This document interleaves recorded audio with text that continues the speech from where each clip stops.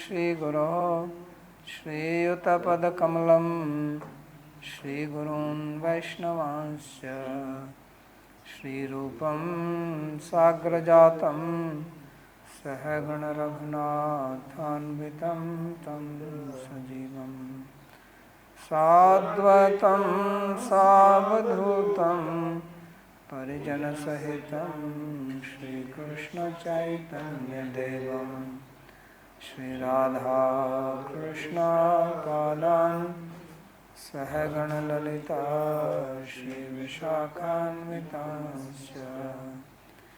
हे कृष्णा करुणा सिन्धो दीनबन्धो जगत्पते गोपेश गोपिकान्त राधाकान्त नमोस्तुते तप्त कांचन गौरांगी राधे वृंदावनेश्वरी वृषभानुसुते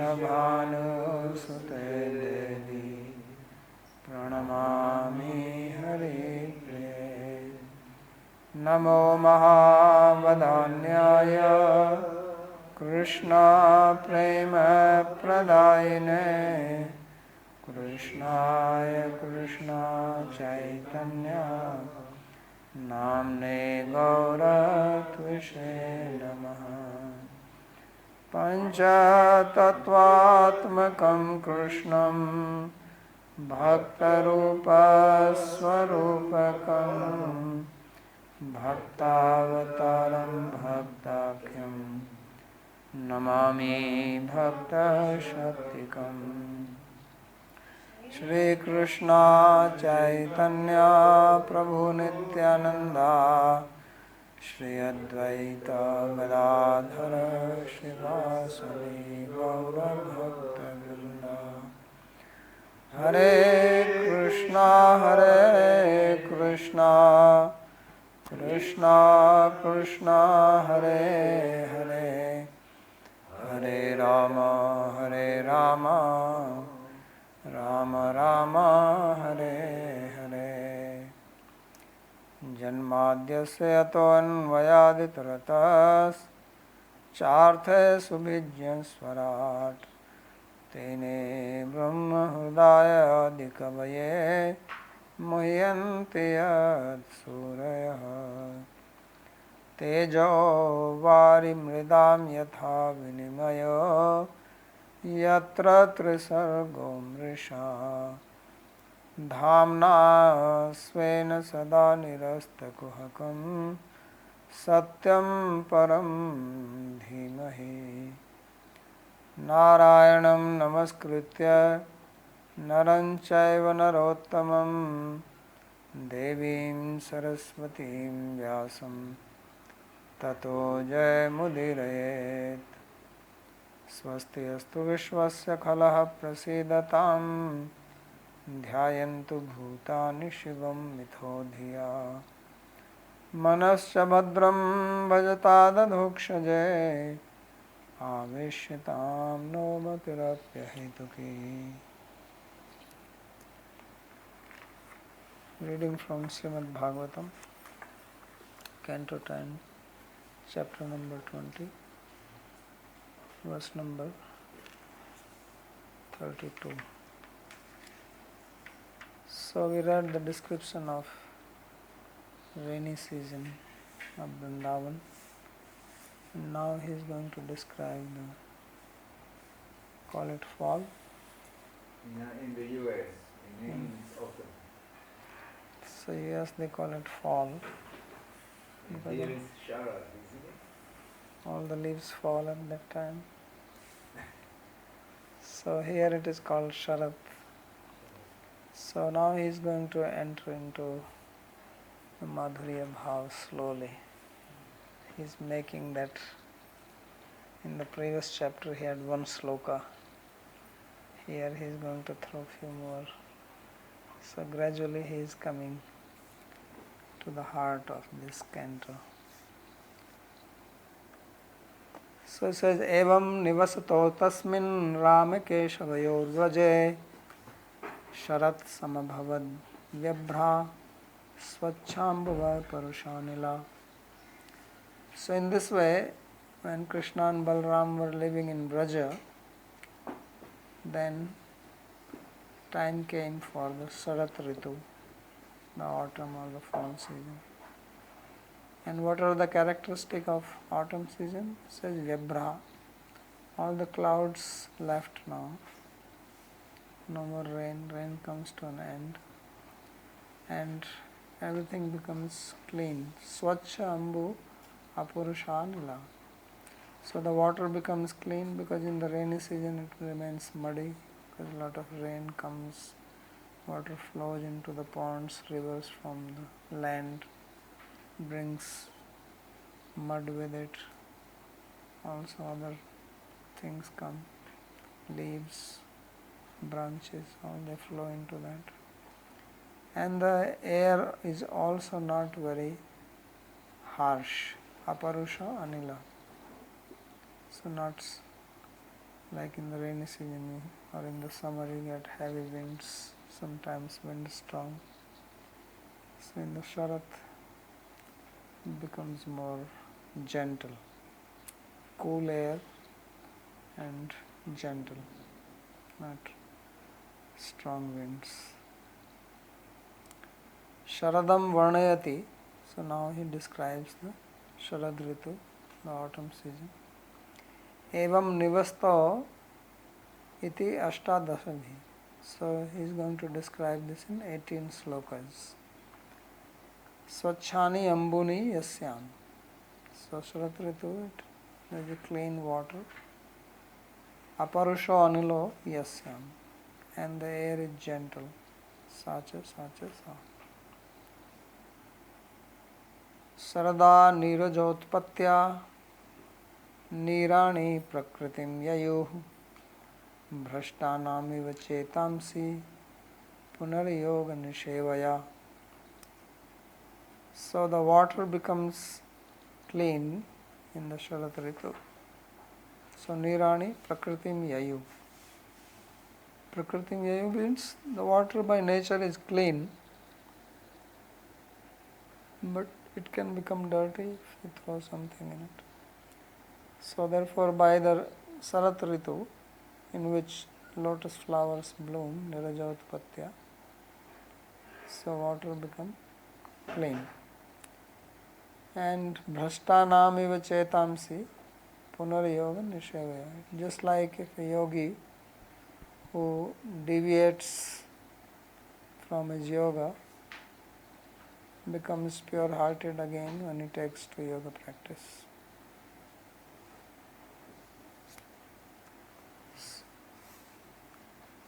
Maharaj, in this verse, Sharad Niraj Utpatya Nirani Prakritim Yayu. So, by the Utpatti of the Niraj, the water became pure in its natural state. So, I could not understand how is this cause and relationship. No, it's not like that. It's Bahuri Samas. It is an adjective. Nirajotpatti is adjective of Sharat. So Sharat in which Niraja grow or lotus flowers bloom.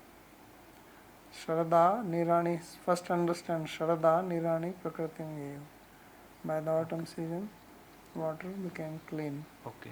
What is autumn season? Niraja Utpatti, in which Niraja grow. Okay, Niraj Utpatya Sharada Nirani Prakritim Yayu. Okay. So Bahuri. So Nirjanam Utpattir Yasyam, it's given here, Taya Sharada Hetuna. So that Sharada in which the lotus flowers grow, by that the water became clean. Bhakti Yoga Nishevaya Samyam Sharada.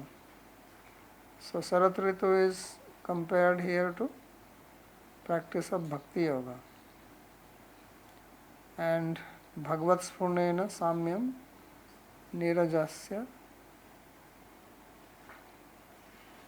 Itiyam Upadeya.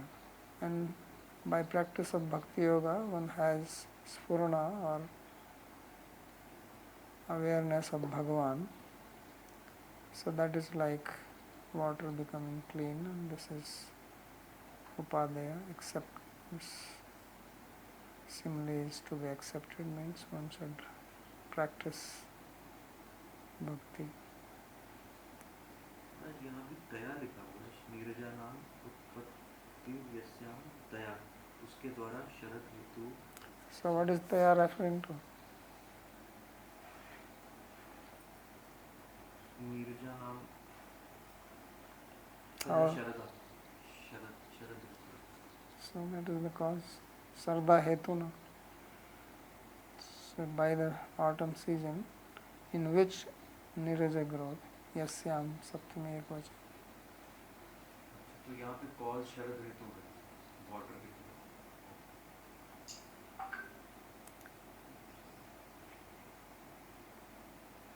व्योमनो अभ्रम भूत श्रावल्यम भुव पंकमपामलम सरज्जहाराश्रमिणाम कृष्णे भक्तिर्यथा Shubham. So one more simile, one more upma is coming. So what happens in Sharad Ritu is that Vyomno Abhram. So the sky becomes without clouds. Maybe Vyabhram and Abhram, both readings are there. And then the Mahabhutas become clean. So the Bhuva, Pankam, the earth becomes clean of mud. And Apam Malam, and water becomes free of its impurities. So Sarat Jahara, the Sarat Ritu, took away the impurities, or it took away the clouds from the sky, the mud from the earth, impurities from the water. And it is like if the ashramis, varnashramis, they take to bhakti, then they become free from all inauspicious things, all difficulties. So Sharad Ritu is compared again to bhakti, and the impurities being dispelled by Sharad Ritu of earth, water, sky, fire, air is not mentioned here, but Bhut Sabalyam you can understand that air also becomes clean. So that is compared to Varnashram is practicing bhakti. So Vyomna iti Vyomadinam Chaturnam Chaturo Malan Sarat Jahara. So Sarat Ritu, the autumn season, took away the impurities of the four bhutas: sky, air, water, earth. Yatha ashraminam chaturnam satsanga pradurbhuta bhakti ashubham ashramanusthaya krityarupam amangalam dukham yatha harti. So just like those who are following the ashram dharmas, brahmachari ashram, grihastha ashram and all this, so they have to undergo a lot of trouble. Why? Ashramanushtaya krityam, they have to practice their respective dharmas.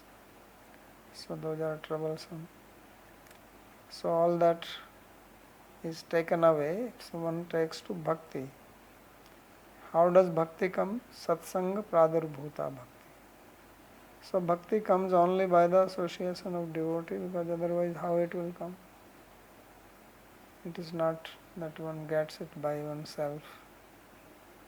It does not happen by one's own logic, intelligence, experience or anything. It only comes by the satsanga. So therefore it says satsang pradurbhuta bhakti. Ashubham, so ashram anusthaya kritya rupam amangalam dukham yatha. So just as the impurities or troubles or difficulties which one undergoes by the practice of ashram dharma is taken away. Why it is taken away? He says, Bhakti matam varnashram dharma anidhikarad eva tattadakarnat. Because once one becomes devotee, then one becomes free from the responsibilities of the varnashram dharma. Tavat karmani kurvite na nirvidyate yavata. Mat katha shravanadava shraddhayavanna jayate. So varnashram has its limit.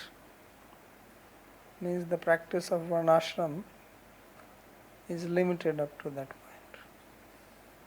So all these other paths, yoga marg, gyan marg, karma marg, they have their limits. Bhakti is the only thing which does not have limit, goes beyond death also. Because it is eternal. This is the dharma of Atma.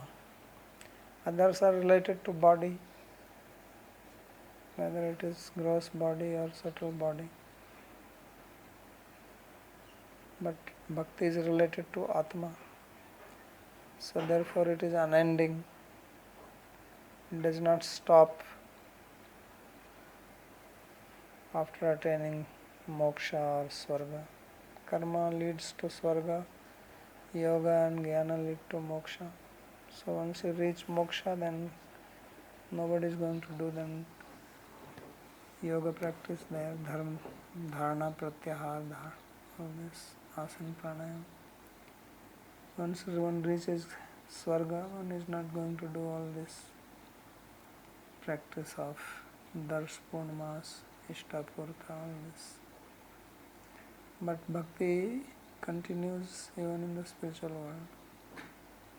So therefore he says tattad akarnat, that once one becomes devotee, then one doesn't have to go through the trouble of following the varnashram dharma.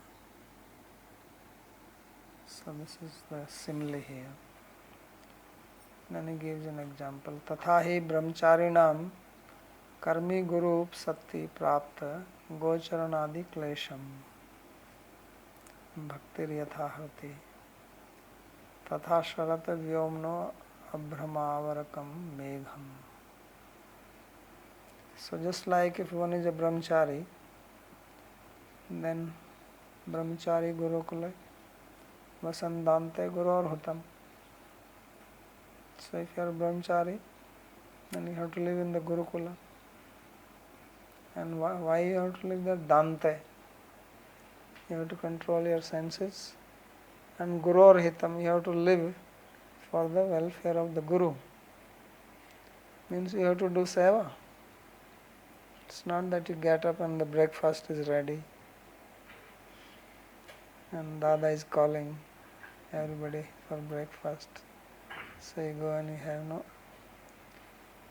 you have to get up, there is no breakfast. So you have to do seva, you have to go and bag food, and that also you have to bring back home. Not that you can eat it there only.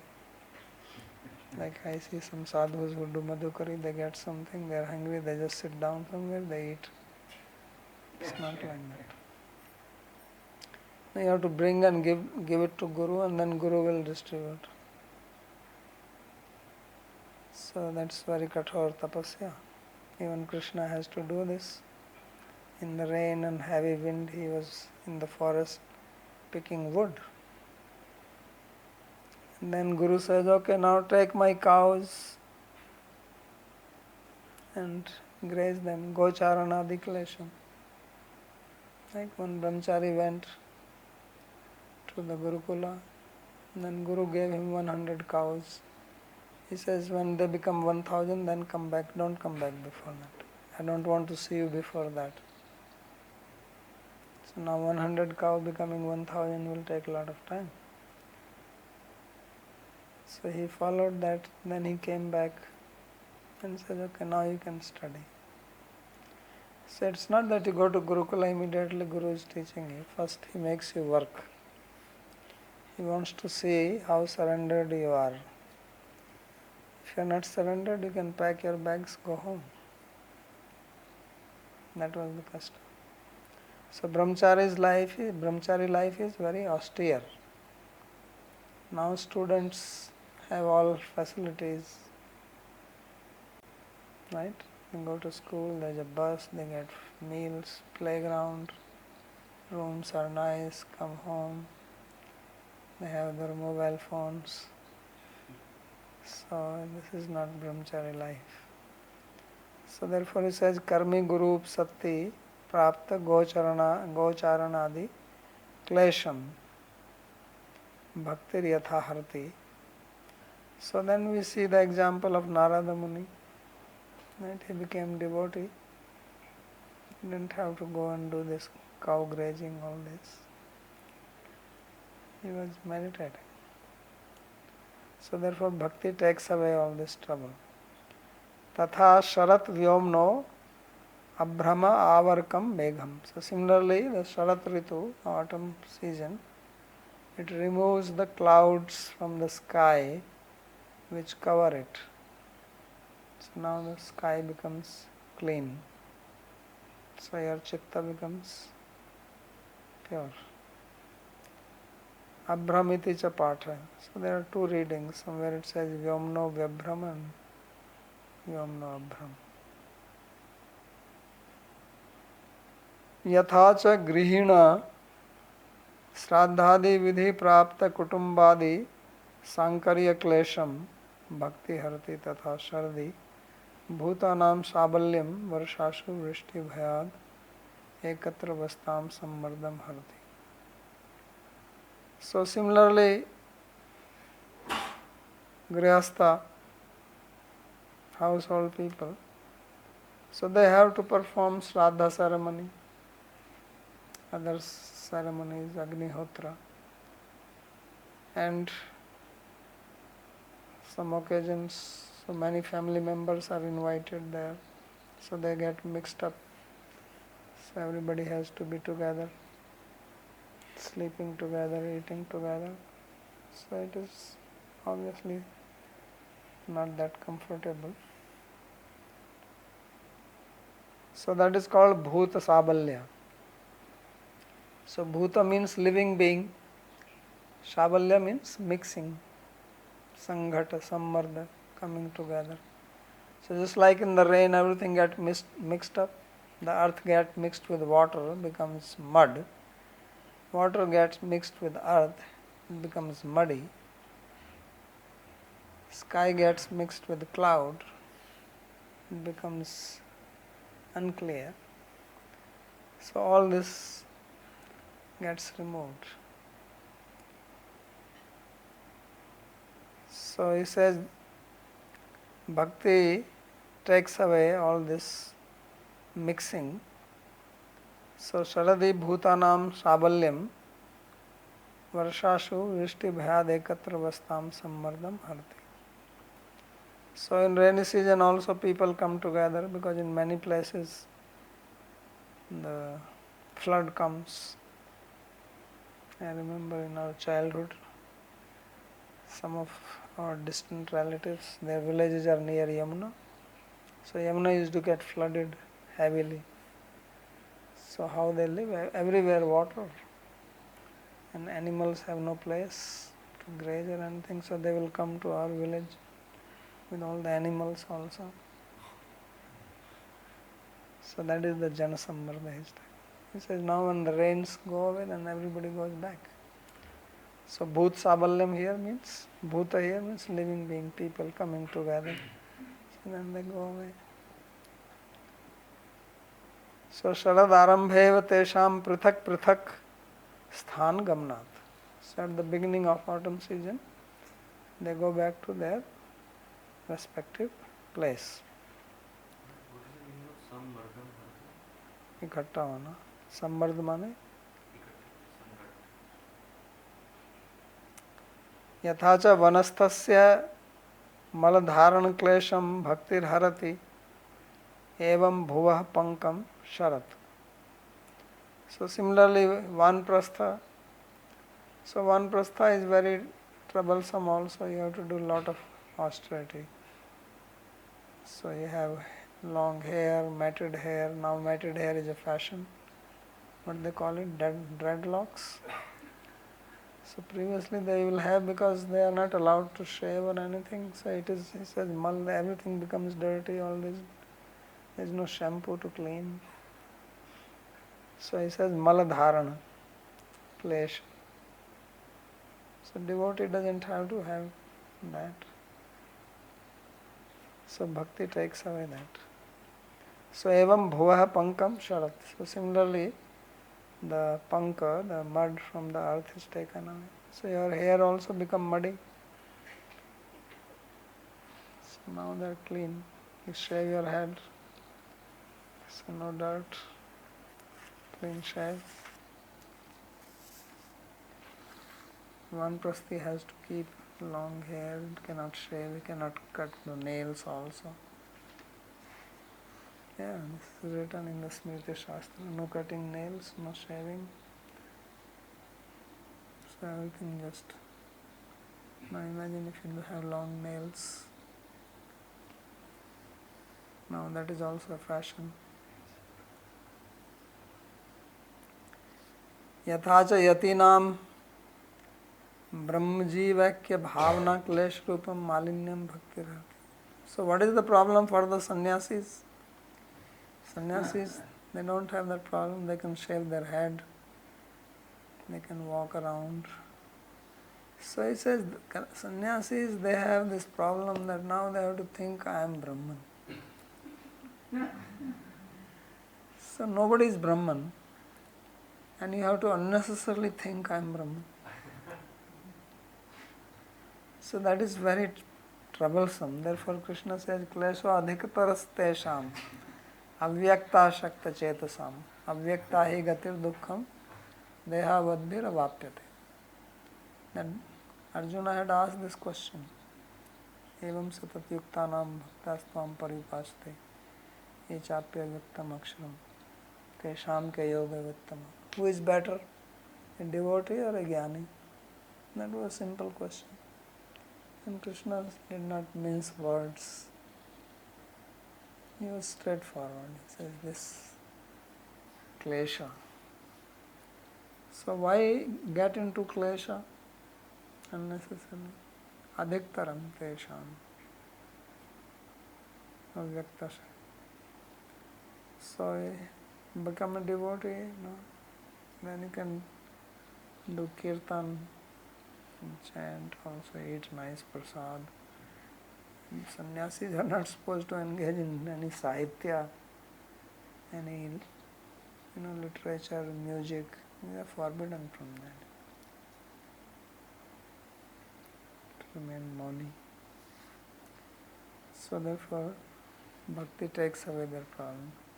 So evam apam malam saradi tupaya. So in the same way, the water, its impurities are also removed in the autumn season.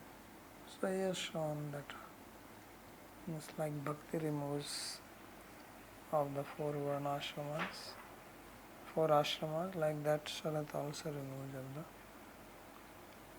material elements. Sarvasvam jaladahitva virejuhu shubhravarchasaha yatha tyaktashana shanta muniyo mukta kilvishaha. So what happens is that in the autumn season, sometimes you see some clouds, but they are not dark in color. They are white. So why is that? Because they have dropped all their water. So sarvasva jaladahitva, they have donated. Jalda means which donate water. So they have donated their water, and after donation they become very pure. Vireju subhra varchasa. Then they shine, effulgent. So those clouds in the Sharad Ritu, they don't bring any rain, they shine. So like that, he says, a person, the sages who give up their ashna, their desires, so they become free from all impurities. Their hearts become free, they shine. So there are three types of ashnas which are commonly described. Lokeshna, Vitteshna, Putreshna. So Vitteshna means desire for wealth. Everybody has that. Lokeshna, you want followers. Mahaprabhu says, na dhanam, na janam. So dhanam is Vitteshna, janam is Lokeshna. And then there is Putreshna. So he says, na sundarim. So he denied all the ashnas. So these are popular ashnas, especially for the materialistic people. So he says, Muneya, those who are saintly people, devotees, they have given up these desires. So then they become Shanta. So Bhukti Mukti Siddhi Kami, what is that? Bhukti Mukti Siddhi Kami, Sakaliya Shanta. Krishna Bhakt Niskam, Ataiva Shanta. Right? So therefore Krishna Bhakta is Shant. Why? Because he is free from Kamana. Anyabhilashita Shunyam. Because disturbance comes from the material desires. So he has no desire for anything material, na dhanam, na janam, na sundarim. So therefore he remains Shant. So Yatha Tyakta Aishanaha Shanta Muniyo Mukta Kilvisha. Kilvisha means sins, impurities. Tyakta Aishna Tyakta Ka Kama Putra Vitta Lokeshna Yaiste. So who has given these three Aishnas, Putraishna, Vittaishna, Lokeshna? So Itiyam Upadeya. So this is similarly to be accepted. Girayo Mumuchu Stoyam Kvachin Mumuchu Shivam Yatha Jnanamritam Kale Jnanino Dadate Nava.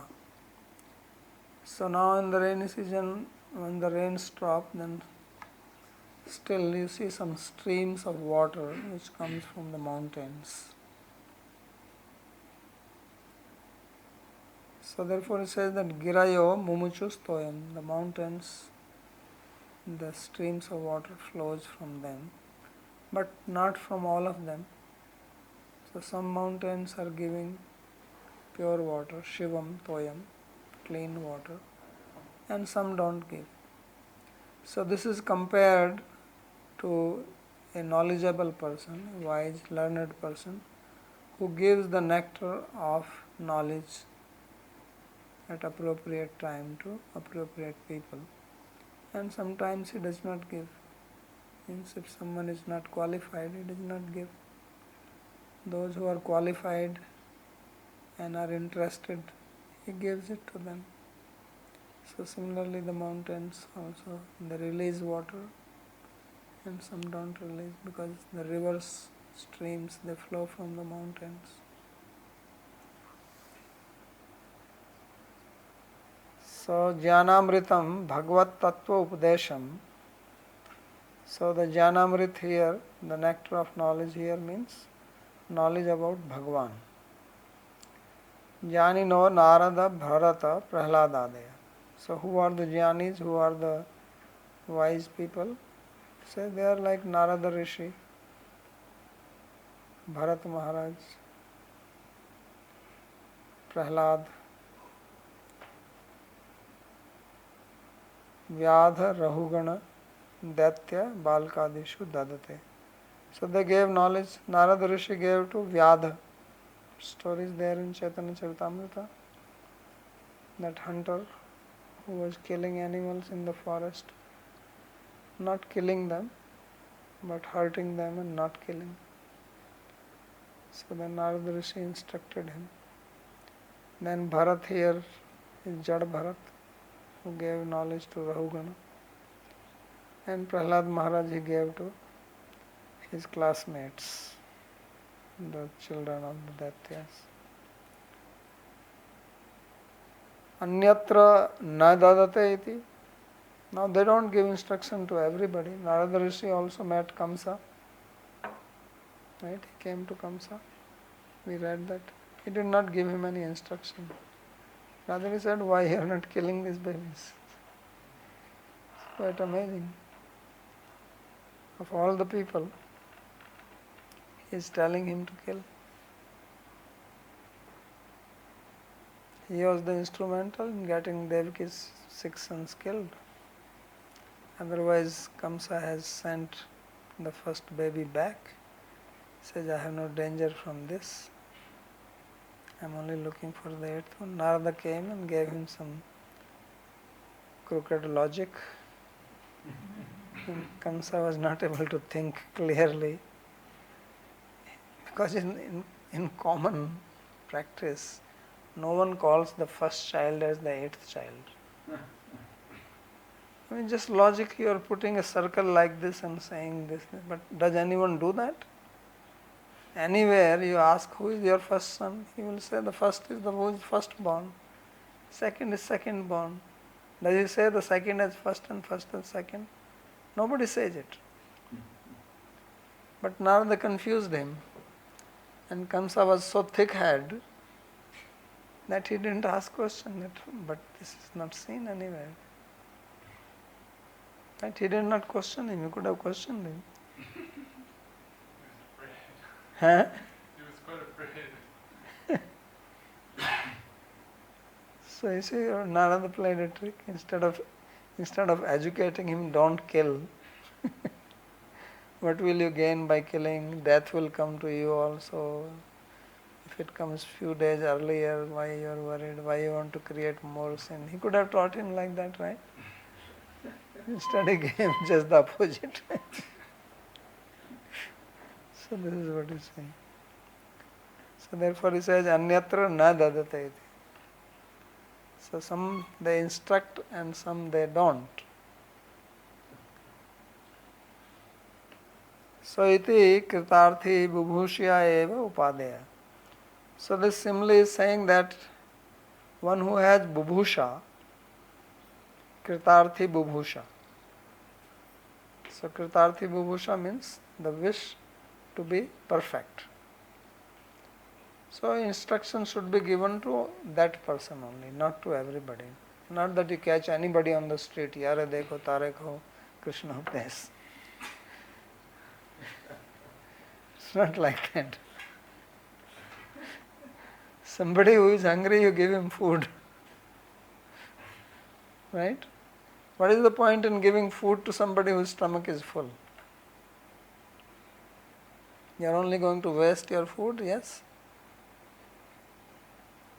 So somebody who is full of his own instructions and then you give more to him, he is not willing to take it. So therefore he says, Kritarthi bubhushaya upadeya. This instruction is for that who are Kritarthi bubhusha, who have the bubhusha or wish to become Kritarth, become perfect. Then where is this to be applied? Yare dekho, tare kho. Nowhere. Why is it said so? Just so that you can feel happy.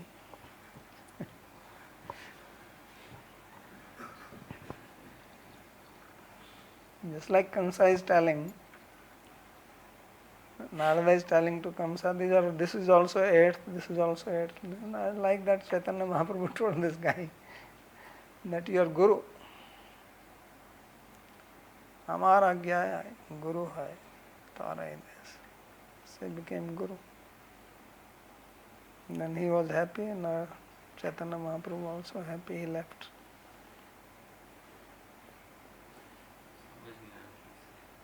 क्या समझ नहीं आया? He wanted to go with him, so he got rid of him. And Brahmana said, I also want to come with you. So Mahaprabhu said, no, you have a big job to do. You are a guru. So you stay here and give Krishna Upadesh. So Brahmana said, okay. And he left. And after that you never hear whether that Brahmana made any disciples or not. Did he start any temple? Did he do anything like that? Any description? Any parampara coming from him? He is the only person to whom he gave this instruction. Did he give this to anybody? Did he give? Even to Rupa Sanatana Goswami, he never said become Guru. Right? At least in Chaitanya Charitamrita there is nowhere mentioned. He said, you become Guru. This is my order to you.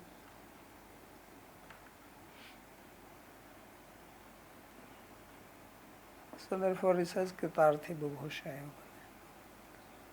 Tesham grinam cha svabhava eva ayam achintyatvat natra yuktir yojaniya. So he says that this is the nature of mountain. Okay? So don't try to now make any yukti here. What is that? Patra satgunyad hetutve tesham tulya darshitvam tat kripayascha nirupadhitvam vyahatam syatati avdhem. So you see, he is explaining this. He says, now don't try to apply your logic here in case of mountain and in case of Guru. Mountain is not discriminating anywhere that I should give water to these people and don't give water to these people. Some streams starts because there is a source of water inside, it comes out. That's why it says achintyatvat, natra yukti yojana. But Guru does not like that. One who is a teacher, he does not. He says patra sadgunyader hetutve tesham tulya darshitvam tit kripayascha nirupadhit. So he will see who is a patra, who is qualified for instruction. So he gives instruction.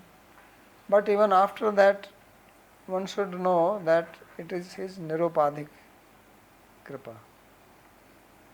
Although a devotee instructs, like Narada Rishi instructed Prahlad's mother, he instructed who else? This Vyadha described here, or Dhruv Maharaj.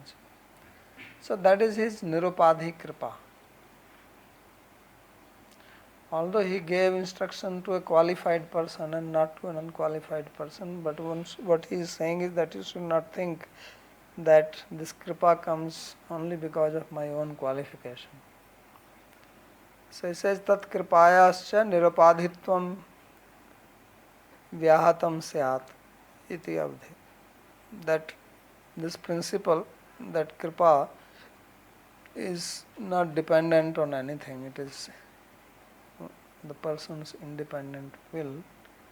This is not contradicted here, although he is saying similarity between the mountain and the teaching. So this should be understood here. Meaning समझा दीजिए. तेषाम गिरिनाम च स्वभाव एयम एव अयम अचिन्त्यत्वात् न अत्र युक्तिर्योजनीय. युक्ति यहाँ पे योजनीय नहीं है, यहाँ पे युक्ति नहीं लगानी चाहिए. इसका मतलब क्यों कह रहे हैं ऐसा? Because just the nature, the water is coming. It's not that the mountain is thinking I should give here or not give here. What is the yukti? To whom he gives? Because he says Giriya Mumuchur Toyam Kwachin na Mumuchu. Sometimes they release, sometimes they don't release. You think they are thinking and making decision like that or what? So it's just a nature. Some mountain have the streams flowing, some don't have. तो इसमें अचिंत्य अचिंत्य क्या वस्तु है? अचिंत्यत्वात्. What is the reason for that? Why one mountain is giving and why the other is not giving?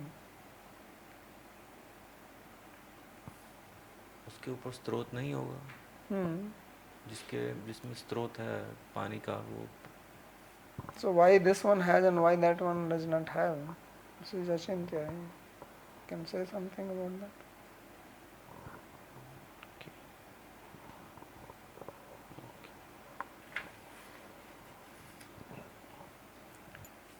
Naiv Naiva vidan kshiyamanam jalam gadha jale charaha yatha ayuranvaham kshayam nara mudha kutambinaha.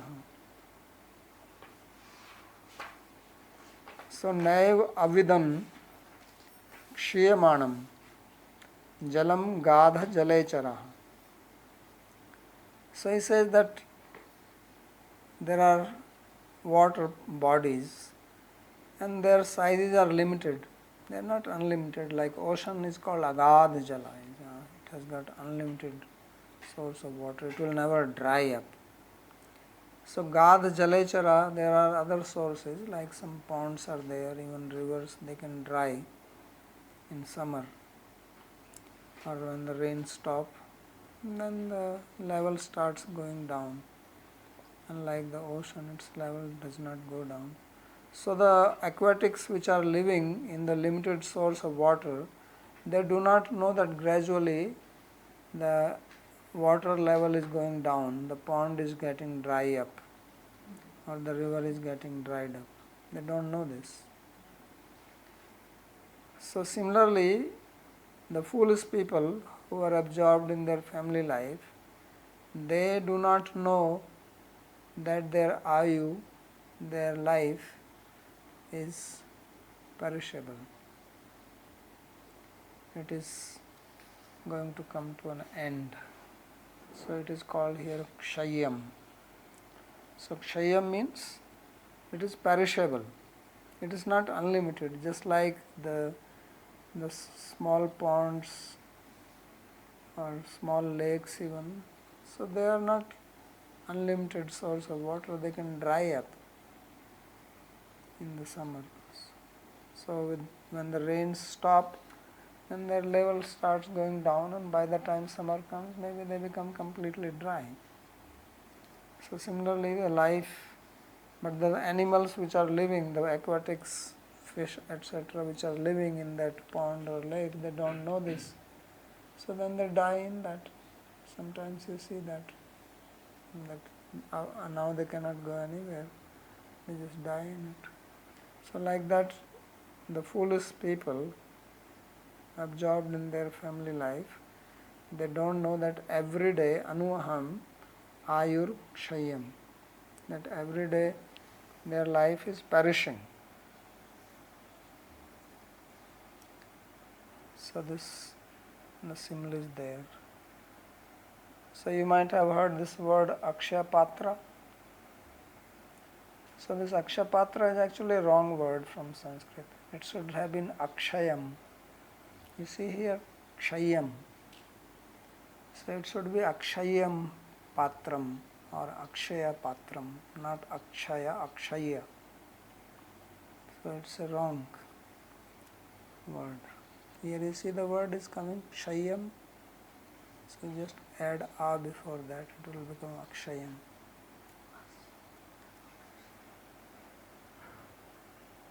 So gadhe alpa pramane jale charanti iti te meenadayah iti yam heya. So gadha means alpa praman, small body of water, and those who live in that, fish, etc., so they will die slowly. So this simile is teaching us what we should not do, means should not be followed. That's why it is called heya. Gadhavari charastapam avindan sharadarkajam yatha daridra kripuna kutumba avijitendriyaha. So similarly, the aquatics which are living in a small body of water, what happens? They feel the heat of the autumn sun. Once the rain stops, the sun is very sharp because the sky is clean, all the dust, smoke, everything. So the sun rays are very strong. So these living beings which are in the water, they suffer from the heat of that. So he says it's just like poor, ignorant people of uncontrolled senses, they feel the heat of their family life. So kutumba avyajitendriya, kutumbi, family people.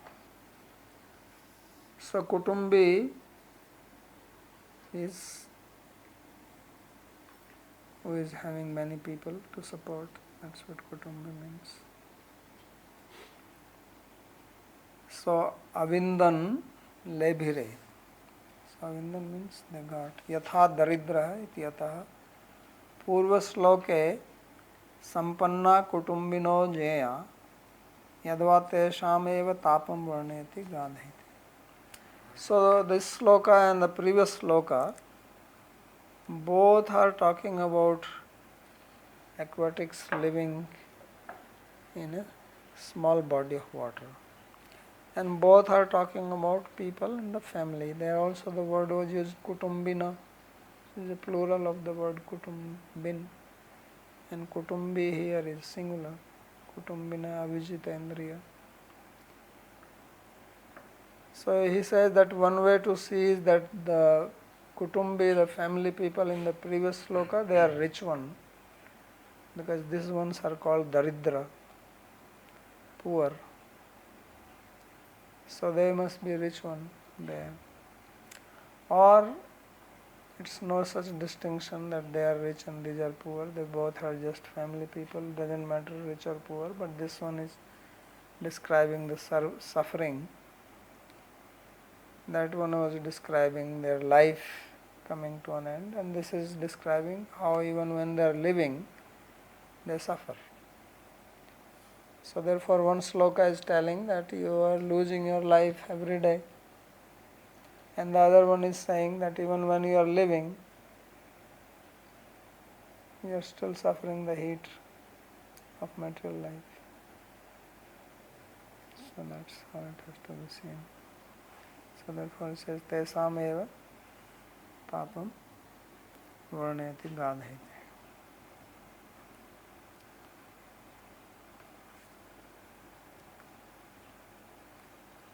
शनैः शनैर्जहूपङ्कं स्थलानि आमं च विरुध यथाहं ममतां धीरा शरीरादिषु नात्मसु. So as the rains stop, then slowly the muddy areas, they start becoming hard.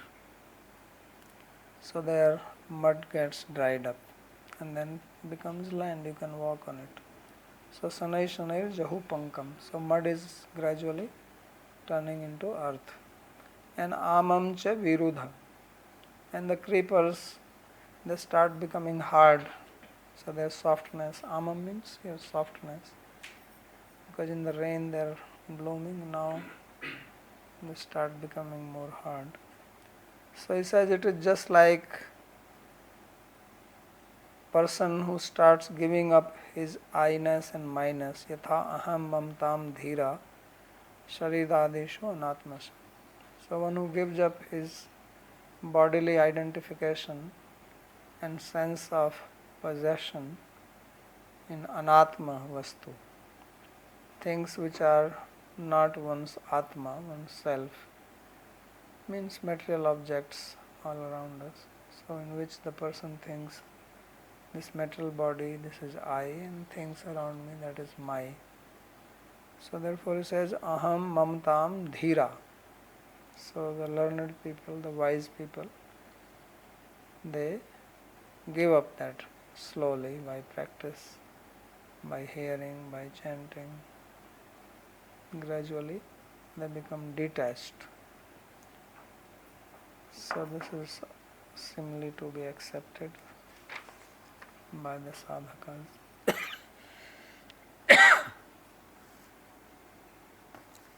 Atma bhakti anukulo jivatma.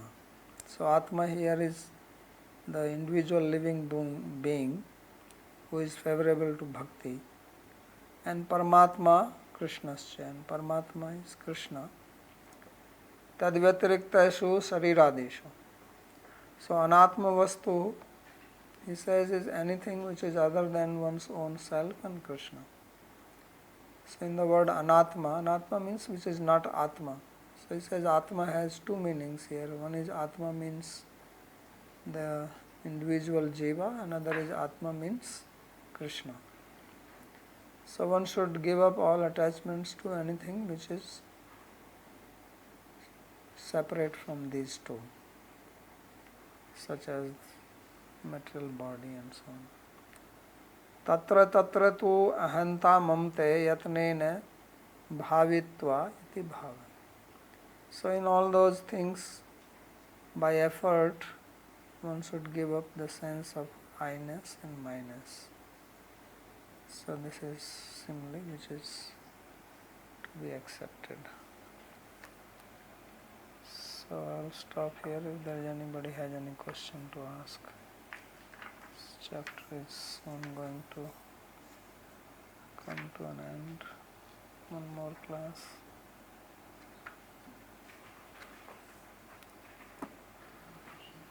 Yeah.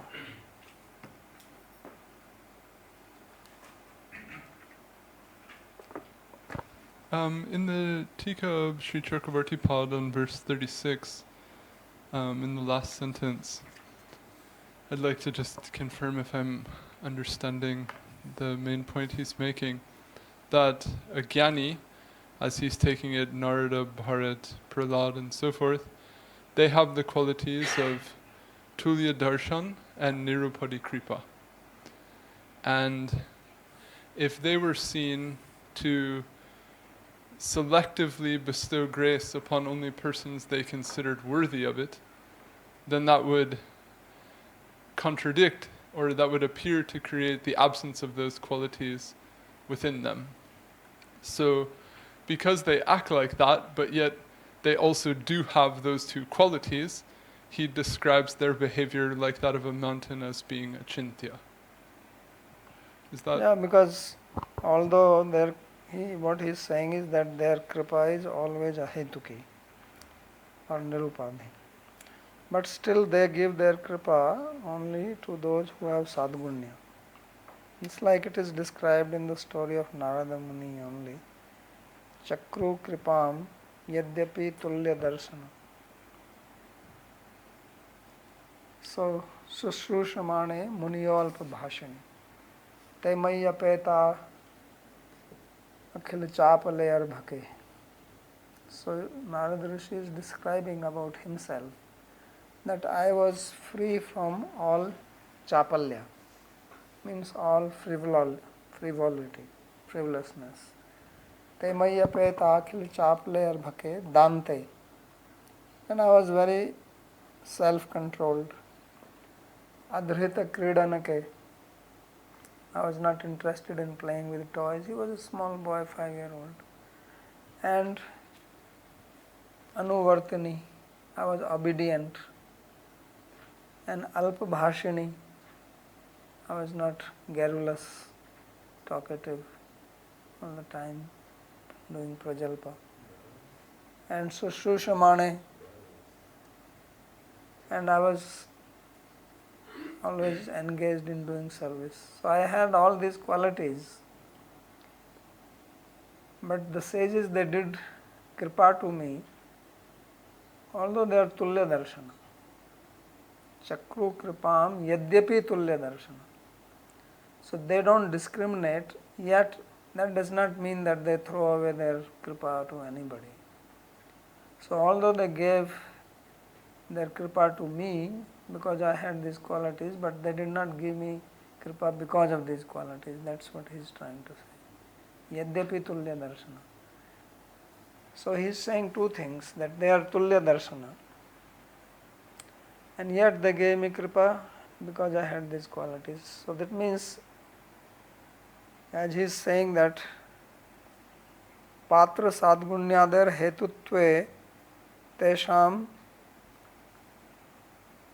tulya darshitvam tatkripayaschya nirupadhitam vyahatam. So he is saying that these sadhus, they give kripa because of patra sadgunya. Okay? I guess that's what I guess it seems to me like he's saying that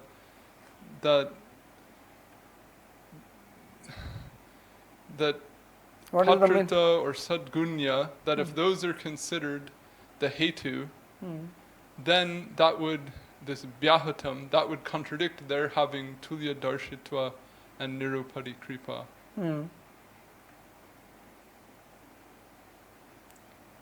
Yeah, but then It doesn't, I don't know. I guess I'm not seeing where it's saying that they're giving on that cause. It's saying if that were posited to be the cause, then these two contradictions would arise. yes, that what you are saying is right. But earlier he said that anyatra na dadate iti kritarthi vibhushya eva upadeya.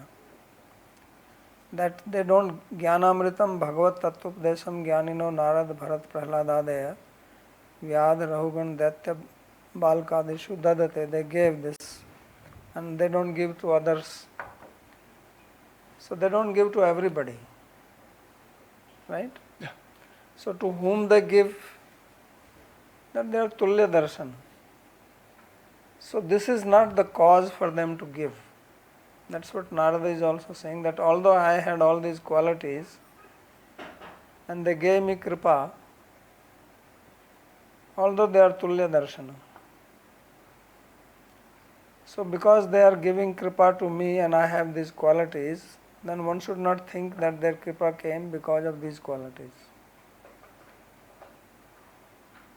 So that's what he is saying, that if sadgunya was a hetu, then their tulya darshitva and kripa nirupadhitva will become vyahatam.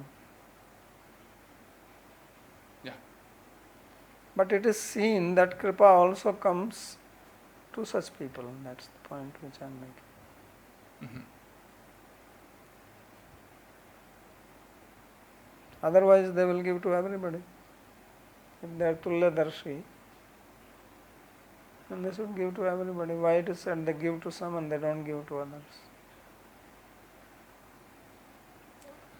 Well, So I mean, it is sometimes the example is given. Suppose that one person is drowning and somebody is walking by. So he asks for help. Say me, help me, help me. The person who is going by, he is a swimmer, so he jumps and he helps him. So one way to say is that he helped him because he called for help. But actually he called for help, still the person who helped is free to help or not help. It's not that just because he asked for it, then he must help.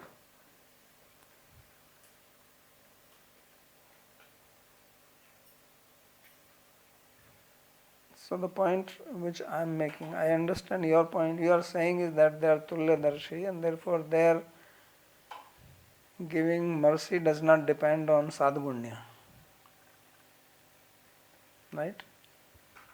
Yeah, I was just trying to classify exactly what the sentence is saying, and then outside of the sentence and the topic in general, I'm with you on the theme that you're going on. That's what I'm saying is that this sentence is saying that patra sadgunya hetutve tesham tulya darshitvam tat kripayascha nirupadhitvam vyahatam syatiti avdhayam. That is true. That if we think that their mercy has come because of the good characteristic of the receiver, then their kripa will not be nirupadhik, causeless. That is true. So that's what he is saying. But earlier he also said that it is achintya. He says girinam cha svabhaveyam achintyatvat natra yuktir yojaniya. So when they are giving the kripa to somebody, then you don't apply your yukti, why they are giving, why they are not giving. But what I am saying is that from the story of Narada, he himself is saying, it is also describing the quality of the disciple. Otherwise what will happen, that one would think, well, since kripa is causeless, then I don't need to do anything. Whenever it has to happen, it will happen, otherwise it will not happen. Because it is causeless anyway. Just like the Christians.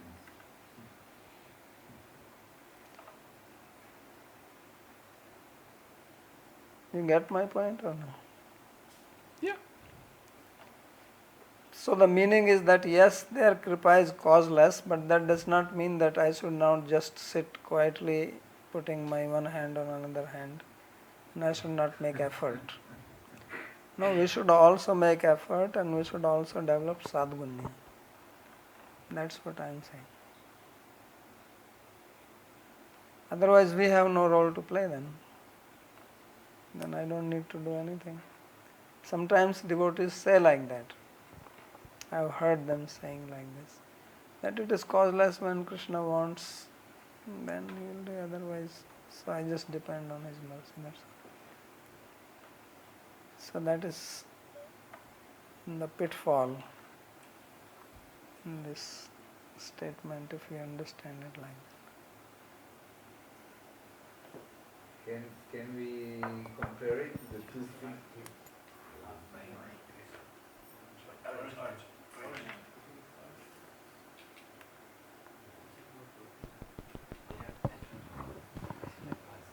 Any relation to the Damodar Lila, Dambanda, where Krishna gave the kripa only when he saw the effort of Mother Yashoda. So it's like the two things have to be there: the effort of the devotee, or the effort of the recipient, and the causeless kripa of the giver. Yeah, that is also explained there. We already read that chapter. And that is the. Although he gave kripa, but he also saw the parishram, drishtva parishramam Krishna. Kripaya asit swabandhane.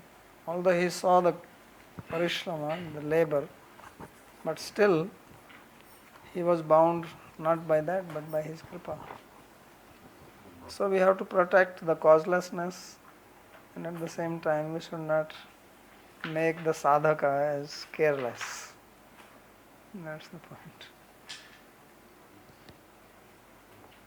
Babaji, in that point, I just want to understand something. As I understand in the text, the word achintya, as well as the phrase related to the patra, is not one deny the other or becomes contradictory, but one qualify the other mutually.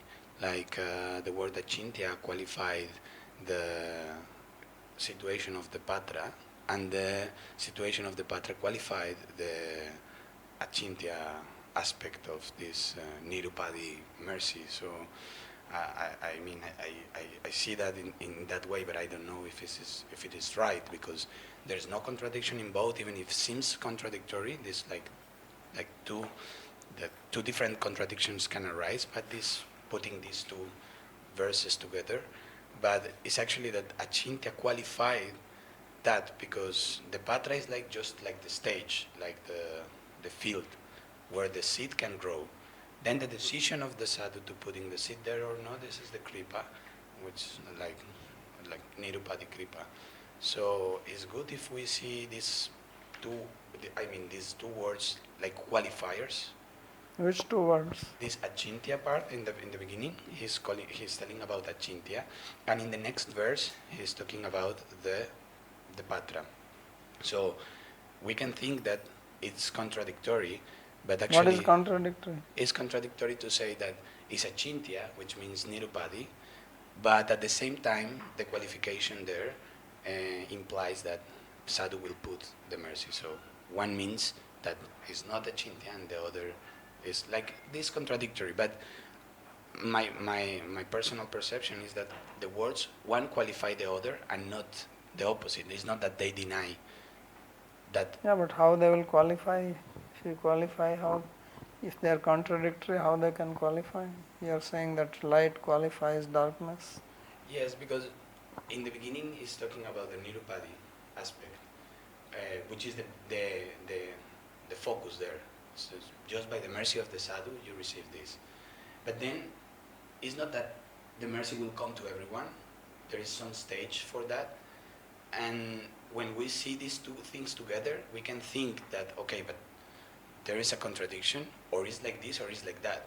But actually, the patra is giving, like, is qualifying this nirupadi mercy, because many people are in this stage of the minimum for receiving. Anyway, he's not saying like that. Mhm. That's not what he's saying. I think the candidate has to be qualified, otherwise, even causeless kripa cannot Anyway, be just given. think like this, that if you are a candidate, you better be qualified. No, to become a candidate And for one who mercy, is giving, that is his business. So that's his don't business. try to mix. Because you cannot be both simultaneously. So if you are a candidate, then your business is to try to get the qualification. Simple.